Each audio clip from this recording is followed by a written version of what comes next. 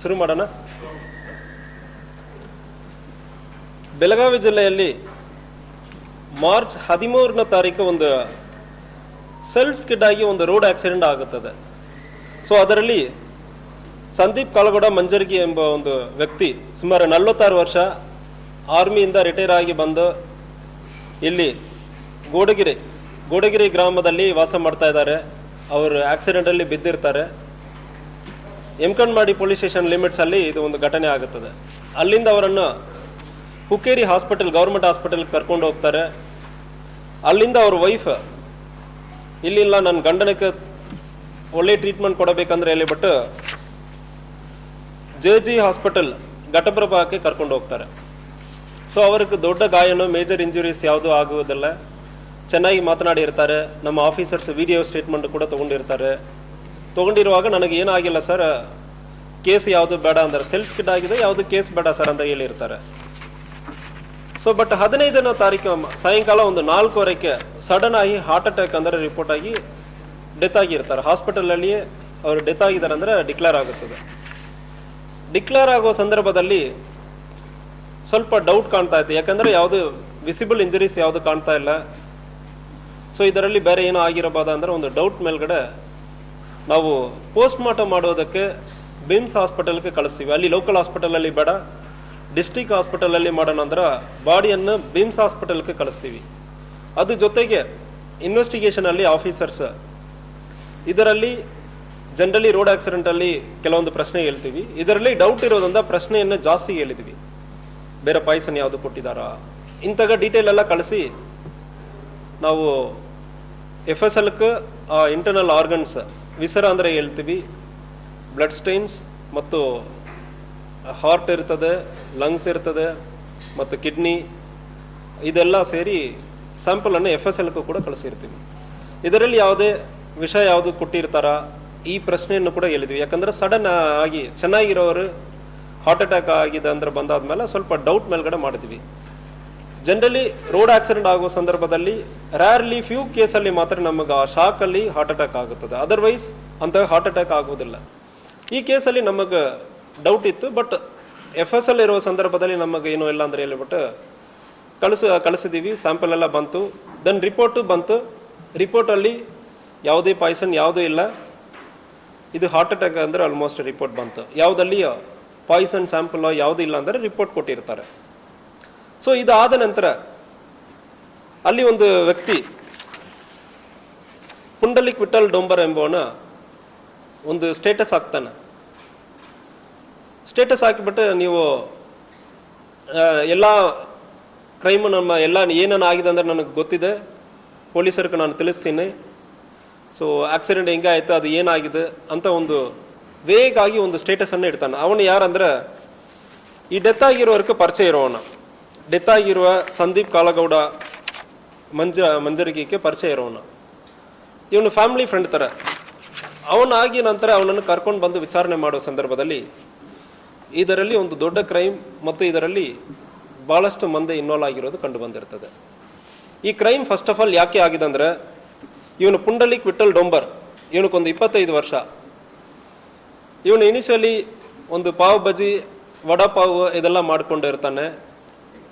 ಆವಾಗ ಈ retired army person, ಈಗ ಈ ಕೇಸಲ್ಲಿ ಯಾರು ಡೆತ್ ಆಗಿದ್ದಾರೋ ಅವರು ಬಂದ್ಬಿಟ್ಟು ಇವನ ಜೊತೆ ಪರಿಚಯ ಮಾಡಿಕೊಂಡು ಸ್ನ್ಯಾಕ್ಸ್ ತಿಂತಾ ಇರೋ ಸಂದರ್ಭದಲ್ಲಿ ಇಬ್ಬರು ಸೇರಿ ನಾವು ಒಂದು ಹೋಟೆಲ್ ಥರ ಸ್ಟಾರ್ಟ್ ಮಾಡೋಣ ಅಂದರೆ ಹೇಳೋ ಸಂದರ್ಭದಲ್ಲಿ ಇಬ್ಬರು ಸೇರಿ ಹಿಡ್ಕಲ್ ಡ್ಯಾಮ್ ಹತ್ರ ಒಂದು ಸಣ್ಣದಾಗಿ ಟೀ ಅಂಗಡಿ ಮತ್ತು ಪೆಟ್ಟಿ ಶಾಪ್ ಥರ ಇಟ್ಕೊಂಡು ಇಬ್ಬರು ಮಾಡ್ತಾರೆ. ಆ ಸಂದರ್ಭದಲ್ಲಿ ಮೃತಪಟ್ಟಿರೋರ ಹೆಂಡತಿ ಸುಮಾ ಮಂಜರ್ಗಿ, ಇವ್ರಿಗೊಂದು 36 ವರ್ಷ, ಅವರಿಗೂ ಇವನಕ್ಕೂ ಪರಿಚಯ ಆಗುತ್ತದೆ. ಇದು ಒಂದು 3-4 ವರ್ಷ ಹಿಂದೆಯಿಂದ ಇದು ನಡೀತಾ ಇದೆ. ಇವರು 2023 ಡಿಸೆಂಬರಲ್ಲಿ ಆಲ್ಮೋಸ್ಟ್ ರಿಟೈರ್ ಆಗಿ ಬರ್ತಾರೆ. 2024, 25, 26, ಸೊ 2.5 ವರ್ಷದಿಂದ ಸುಮಾರು ಇವರಿಗೆ ಈ ಪರಿಚಯ ಉಂಟಾಗಿರ್ತದೆ. ಅವಾಗಿಂದ ಈ ಲೇಡಿಗೆ ಪರಿಚಯ ಆಗಿರ್ತದೆ. ಇಬ್ಬರು ಸೇರಿಕೊಂಡು ಇನ್ಶೂರೆನ್ಸ್ ಮಾಡ್ತಾರೆ. ಮೃತಪಟ್ಟಿರೋರ ಮೇಲ್ಗಡೆ ಇನ್ಶೂರೆನ್ಸ್ ಮಾಡ್ತಾರೆ. SBIಯಲ್ಲಿ ಒಂದು ಇನ್ಶೂರೆನ್ಸ್ ಮತ್ತು HDFCಯಲ್ಲಿ 2 ಇನ್ಶೂರೆನ್ಸ್. ಒಟ್ಟು ಅಮೌಂಟ್ ಸುಮಾರು 2 ಕೋಟಿ. ಆಕ್ಸಿಡೆಂಟಲ್ಲಿ ಡೆತ್ ಆಗೋ ಸಂದರ್ಭದಲ್ಲಿ 2 ಕೋಟಿ ಸಿಗ್ತದೆ. ಈ ಇನ್ಶೂರೆನ್ಸ್ ಯಾವ ರೀತಿಯಲ್ಲಿ ಅಂದರೆ ವರ್ಷಕ್ಕೆ ಒಂದು 4 ವರ್ಷ 5 ವರ್ಷಕ್ಕೆ ಒಂದಲ್ಲಿ SBIಯಲ್ಲಿ ವರ್ಷಕ್ಕೆ 5 ಲಕ್ಷ ಕಟ್ಟೋದು, ಆಫ್ಟರ್ 5 ವರ್ಷ ಕಟ್ಟಬೇಕು, 6ನೇ ವರ್ಷ ಬಿಟ್ಟಾದ್ಮೇಲೆ ನೆಕ್ಸ್ಟ್ 7ನೇ ವರ್ಷದಿಂದ ರಿಟರ್ನ್ ಬರ್ತದೆ. ಒಂದು ವೇಳೆ ಈ ಮಧ್ಯದಲ್ಲಿ ಡೆತ್ ಆಗೋ ಸಂದರ್ಭದಲ್ಲಿ ಆಕ್ಸಿಡೆಂಟಲ್ ಕವರೇಜ್ ಸಿಗ್ತದೆ. ಇದೇ ರೀತಿಯಲ್ಲಿ HDFCಯಲ್ಲಿ ಒಂದು 2 ಇನ್ಶೂರೆನ್ಸ್, 1.6 ಲ್ಯಾಕ್ ಪ್ರತಿ ವರ್ಷ ಕಟ್ಟುವುದು, ಒಂದು 5-6 ವರ್ಷ ಕಟ್ಟುವುದು, ಅದಾದ್ಮೇಲೆ ಬೆನಿಫಿಟ್ ಬರ್ತದೆ. ಮಧ್ಯದಲ್ಲಿ ಆಕ್ಸಿಡೆಂಟ್ ಆಗೋ ಸಂದರ್ಭದಲ್ಲಿ ಅದಕ್ಕೆ ದುಡ್ಡು ಬಹಳಷ್ಟು ಬರ್ತದೆ. ಇನ್ನೊಂದು HDFCಯಲ್ಲಿ 1 ಲಕ್ಷ. ಇದೇ ರೀತಿಯಲ್ಲಿ 3 ಇನ್ಶೂರೆನ್ಸ್ ಪ್ಯಾಕೇಜ್, SBIಯಲ್ಲಿ 1, HDFCಯಲ್ಲಿ 2, ಒಟ್ಟು ಸುಮಾರು ಆಕ್ಸಿಡೆಂಟಲ್ ಇನ್ಶೂರೆನ್ಸ್ ಕವರೇಜ್ ಒಂದು 2 ಕೋಟಿ ಬರ್ತದೆ. ಆಕ್ಸಿಡೆಂಟಲ್ಲಿ ಇವರು ಡೆತ್ ಆಗೋ ಸಂದರ್ಭದಲ್ಲಿ 2 ಕೋಟಿ ಬರ್ತದೆ ಅಂದರೆ ಪ್ಲಾನ್ ಮಾಡಿಕೊಂಡು ಇನ್ಶೂರೆನ್ಸ್ ಅನ್ನು ಇವರು ತಯಾರಿ ಮಾಡಿರ್ತಾರೆ. ಸೊ ಇದರಲ್ಲಿ ಇನ್ನೊಂದು ವಿಚಾರಣೆ ನಡೀತಾ ಇದೆ. ಇನ್ಶೂರೆನ್ಸ್ ಮೃತಪಟ್ಟಿರೋರ್ಗೂ ಗೊತ್ತಿಲ್ಲದೆ ಮಾಡಿರೋದಾಗಿ ಒಂದು ತಿಳಿದು ಬರ್ತಾ ಇದೆ. ಗೊತ್ತಿತ್ತು ಅವರೇ ಮಾಡಿದ್ದಾರೆ ಅಂದರೆ ಒಂದು ಸ್ಟೇಟ್ಮೆಂಟ್, ಕಾಂಟ್ರಡಿಕ್ಟರಿ ಸ್ಟೇಟ್ಮೆಂಟ್ ನಮಗೆ ಬಂದಿದೆ. ಅದನ್ನು ಕೂಡ ಆ ದಾಖಲಾತಿಯನ್ನು ಕೂಡ ಅವ್ರಿಗೆ ಗೊತ್ತಿದ್ದು ಮಾಡಿದಾರ, ಮೃತಪಟ್ಟಿರೋ ಗೊತ್ತಿಲ್ಲದೆ ಅವರ ಹೆಸರಲ್ಲಿ ಮಾಡಿದಾರ ಎಂಬುದರ ಬಗ್ಗೆ ಕೂಡ ತನಿಖೆಯನ್ನು ಮಾಡ್ತಾ ಇದ್ದೀವಿ. ಸೊ ಅದು ಮುಂದೆ ತನಿಖೆ ಆಗಬೇಕು, ಅದು ತನಿಖೆಯಲ್ಲಿ ಇದೆ. ಸೊ ಇವ್ರಿಗೆ ಅಕ್ರಮ ಸಂಬಂಧ ಮತ್ತು ಇನ್ಶೂರೆನ್ಸಲ್ಲಿ 2 ಕೋಟಿ ಬರ್ತದೆ. ಇದನ್ನು ಇವರು ಪ್ಲಾನ್ ಮಾಡ್ತಾರೆ.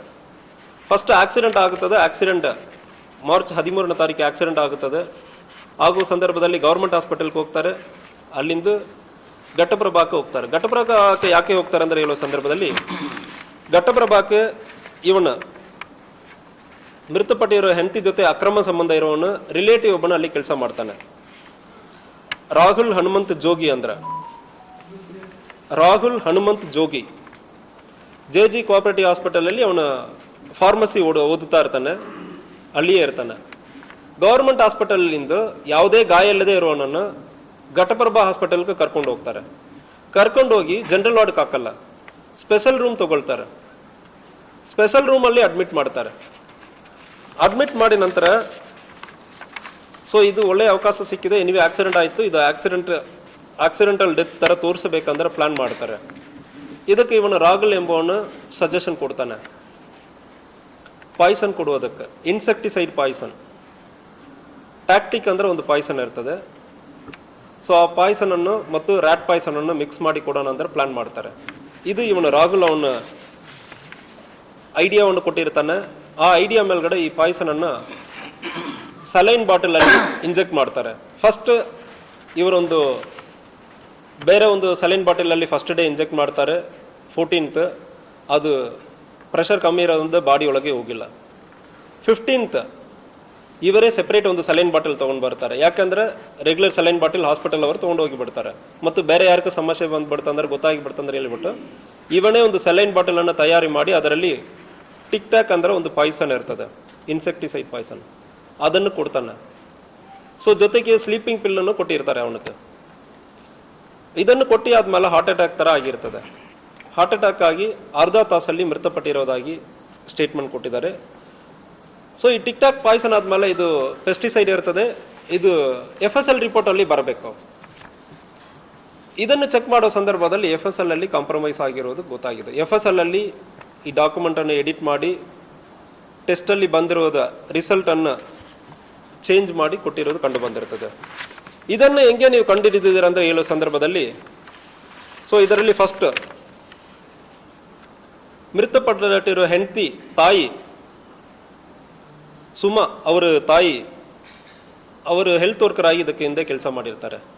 ಅವರು ಒಂದು ರಿಜಿಸ್ಟರ್ಡ್ ಮೆಡಿಕಲ್ ಪ್ರಾಕ್ಟೀಸ್ನರ್ ಇಡ್ಕಲ್ ಡ್ಯಾಮಲ್ಲಿ ಬಸವರಾಜ್ ರಾಮಚಂದ್ರ ಬಸ್ಮೆ ರಿಜಿಸ್ಟರ್ಡ್ ಮೆಡಿಕಲ್ ಪ್ರಾಕ್ಟೀಸ್ನರ್ ಇರ್ತಾರೆ. ಅವನ ಜೊತೆ ಅಪ್ರೋಚ್ ಮಾಡ್ತಾರೆ. ಸೊ ಇಂಥಾಗ ಒಂದು ತಪ್ಪಾಗಿದೆ, ತಾಯಿಗೂ ಗೊತ್ತಾಗುತ್ತದೆ, ನಾನು ಒಂದು ತಪ್ಪು ಮಾಡಿದ್ದೇನೆಂದ್ರೆ ತಾಯಿಗೂ ಈ ಲೇಡಿ ಹೇಳಿರ್ತಾಳೆ. ಹೇಳಿ ಆದ್ಮೇಲೆ ತಾಯಿ ತನ್ನ ಮಗಳನ್ನು ಕಾಪಾಡ್ಕೊಳ್ಳೋದಕ್ಕಾಗಿ ಒಂದು ರಿಜಿಸ್ಟರ್ಡ್ ಮೆಡಿಕಲ್ ಪ್ರಾಕ್ಟೀಸ್ನರ್ ಅವನ ಕಡೆ ಹೋಗಿ ಅಪ್ರೋಚ್ ಮಾಡ್ತಾರೆ. ಇದನ್ನು ಏನು ಮಾಡೋದು ಮುಂದಿನ ದಿವಸಗಳಲ್ಲಿ ರಿಪೋರ್ಟ್ ಬಂದ್ಬಿಡ್ತದೆ ಅಂದರೆ ಹೇಳಿಬಿಟ್ಟು ಮಾಡುವಾಗ ಅವನು ಅಲ್ಲಿಂದ ಅವನಿಗೆ ಗೊತ್ತಿರುವ ಅಶೋಕ್ ಗುಜ್ನಾಳ್ ಅಂದರೆ ಒಬ್ಬನ ಇರ್ತಾನೆ. ಅಶೋಕ್ ಗುಜ್ನಾಳ್ ಬೆಳಗಾಂ ಕಮಿಷನರ್ ಆಫೀಸಲ್ಲಿ FDA ಆಗಿ ಕೆಲಸ ಮಾಡ್ತಾನೆ. ಇವನು ಸಂಬಂಧಿಕರು ಬಸವರಾಜ್ ಆ ಮೆಡಿಕಲ್ ಪ್ರಾಕ್ಟೀಸ್ನರು ಅಶೋಕ್ ಗುಜ್ನಾಳ್ ಸಂಬಂಧಿಕರು ಇರ್ತಾರೆ. ಅದರಿಂದ ಇವನನ್ನು ಅಪ್ರೋಚ್ ಮಾಡಿರ್ತಾನೆ, ಅಶೋಕ್ ಗುಜ್ನಾಳನ್ನು ಅಪ್ರೋಚ್ ಮಾಡಿರ್ತಾರೆ. ಅಶೋಕ್ ಗುಜ್ನಾಳ್ ಮತ್ತು ಅಪ್ಪಾ ಸಾಹೇಬ್ ಫಕ್ರುದ್ದೀನ್ ನಾಯಕ್ವಾಡಿ ಅಂದ್ರೆ FSL ಅಲ್ಲಿ ಪ್ಯೂನ್ ಒಬ್ಬನ ಇರ್ತಾನೆ, ಅವನನ್ನು ಅಪ್ರೋಚ್ ಮಾಡ್ತಾರೆ. FSL ರಿಪೋರ್ಟನ್ನು ಅಪ್ಪಾ ಸಾಹೇಬ್ ಫಕ್ರುದ್ದೀನ್ ನಾಯಕ್ವಾಡಿ FSL ಅಲ್ಲಿ ಪ್ಯೂನ್ ಆಗಿ ಕೆಲಸ ಮಾಡುವನು.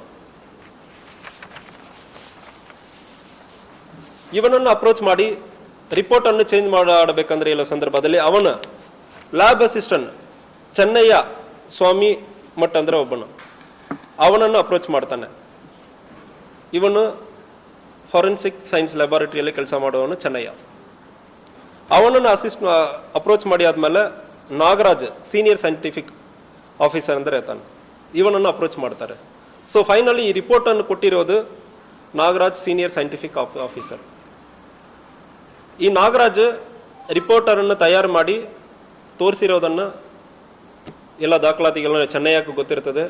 ರಿಪೋರ್ಟ್ ಕೊಡೋದಕ್ಕೆ ಮುಂಚೆ ಇಂತಾಗ ರಿಪೋರ್ಟ್ ಬಂದ್ಬಿಟ್ಟಿದೆ, ಈಗ ಹಣವನ್ನು ಕೊಡಿ ಅಂದರೆ ಹಣವನ್ನು ಈಸ್ಕೊಳ್ತಾರೆ. ಸೊ ಹಣವನ್ನು ಈಸ್ಕೊಂಡು ಇವರು ರಿಪೋರ್ಟನ್ನು ಚೇಂಜ್ ಮಾಡಿರ್ತಾರೆ. ನಾಗರಾಜ್ PM ನಾಗರಾಜ್ ಅಮೌಂಟ್ ಇದರಲ್ಲಿ ಒಟ್ಟು ಸುಮಾರು